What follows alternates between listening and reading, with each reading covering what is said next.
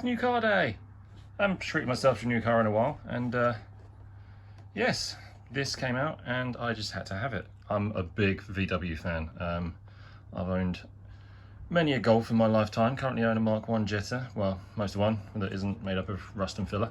So yes, big fan of Golfs, and yeah, this Mk1 is just awesome. I saw the road version came out, and I'm not really big on road cars for my collection, but this touring car livery is just absolutely perfect. So yeah, had to have this one. Little Scalextric cars tend to not handle all that great. They're designed to be run with massive magnets and have absolutely no road holding. But yeah, we'll see how this one works and see how it gets on. But yeah, look at it. It's just cool. I had to have this. So let's get her open and see what kind of setup this car has.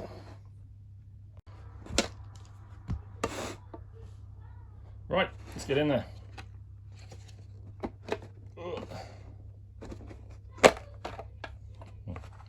This lid does not want to stay in this box, but never mind.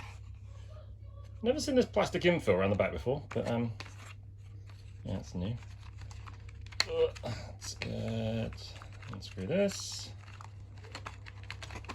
There we go, she's free.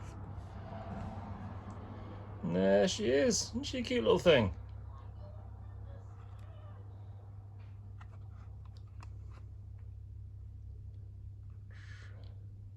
I'd assumed that this would have one of those crappy little FF motors in it, but I don't know, that doesn't look like one. We're going to have to open her up and have a look. But yeah, wheel design's quite nice. The factory tyres, they look awful, but yeah, it's a very narrow, very tall little car, so I'm intrigued to see how this is going to handle.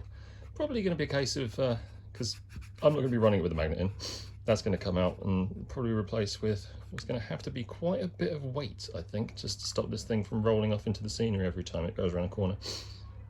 But let's open her up. I want to see what motor we got in here.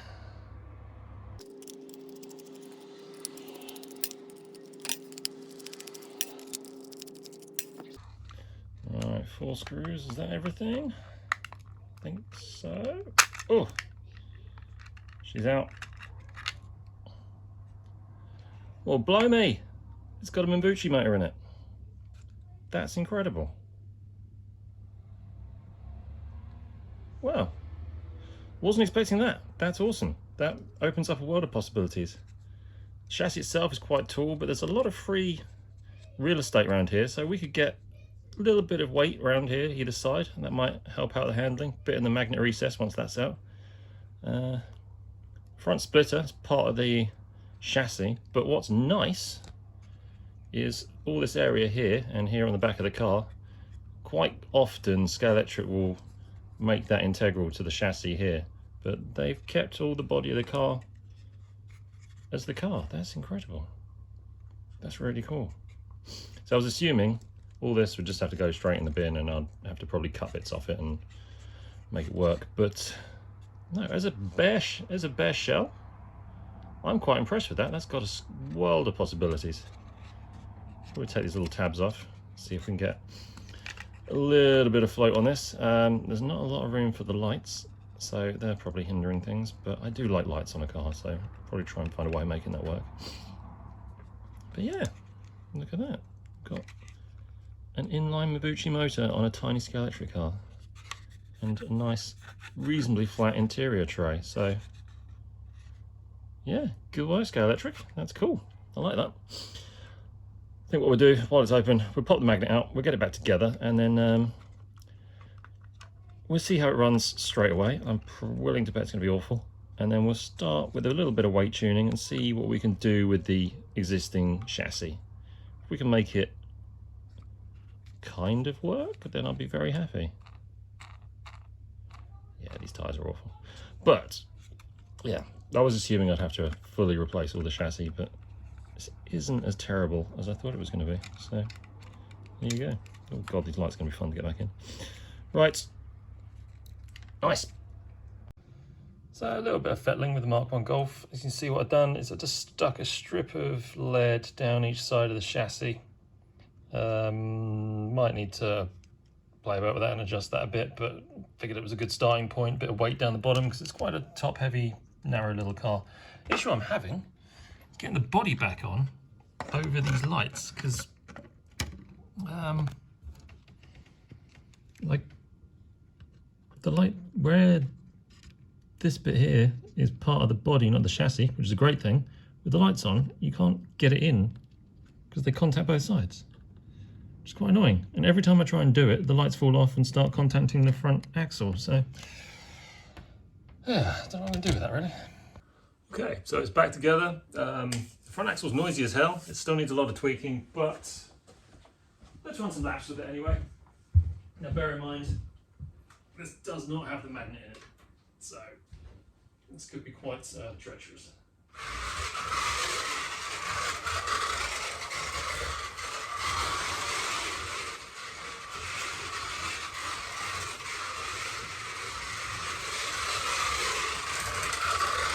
Noisy.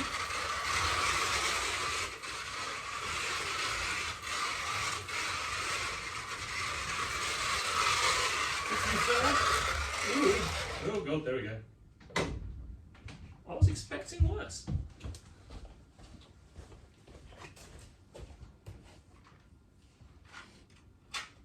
Yeah. It's just that front axle vibrating. Needs a bit of work on there, but it's lapping better than I thought it would.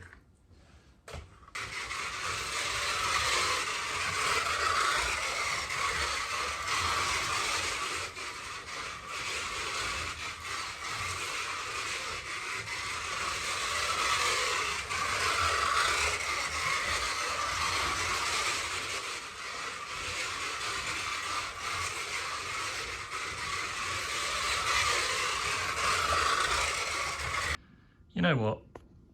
Okay, it is pretty bad, but it's not awful. I was expecting a lot worse for a stock Scalextric car with the magnet taken out. I mean, look how tiny this thing is. It's ridiculous. Let me get something to put next to it.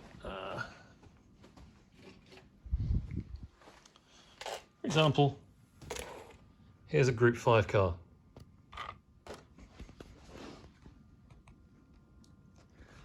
Yeah, quite small, right? But, you know, it's got potential. It's going to need a lot of work, but I think it's going to be worth it because it is a very pretty little model. And like I said, I am a massive VW fan. I love a Mk1 Golf.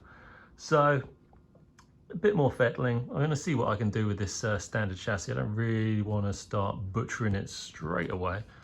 But if all else fails, then, yeah, thanks to all this being integral to the body, and the fact that there's quite a nice little flat tray interior in there, there is scope for getting a replacement chassis or building up something custom to go in the place of this and potentially make a fun little car.